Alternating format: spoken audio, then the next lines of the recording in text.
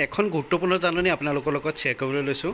সমগ্ৰ শিক্ষা executive director Shri Sanjay দত্তৰ তৰফৰ পৰা অসমৰ সকলো জিলাৰ district commissioner, district mission coordinator, inspector school আৰু DO অফিচলৈ অহা এই গুৰুত্বপূৰ্ণ নটিছখনৰ মতে সকলো এমপ্লয়ীক MMLSAY পৰ্টেলত ৰেজিষ্ট্ৰেশ্যন কৰিবলৈ কোৱা হৈছে। অৰ্থাৎ মুখ্যমন্ত্ৰী লোকসেৱা আয়োগ যোজনা যিটো আছে তাৰ পৰ্টেলত ৰেজিষ্ট্ৰেশ্যন কৰিবলৈ কোৱা হৈছে।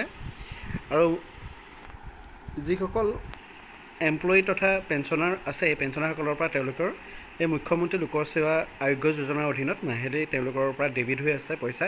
গতিকে যিসকলে এতিয়াও ৰেজিষ্ট্ৰেশ্যন কৰা নাই তেওঁলোকৰ সেই ৰিইম্বাৰ্চমেণ্ট পাবৰ বাবে তেওঁলোকৰ যিটো অফিচিয়েল পৰ্টেল mmlsay.assam.gov.in তাত তেওঁলোকক ৰেজিষ্ট্ৰেশ্যন কৰিবলৈ কোৱা হৈছে। সকলো এমপ্লয়ীক তেওঁলোকৰ বাবে এই গুৰুত্বপূৰ্ণ নটিছখন আহিছে।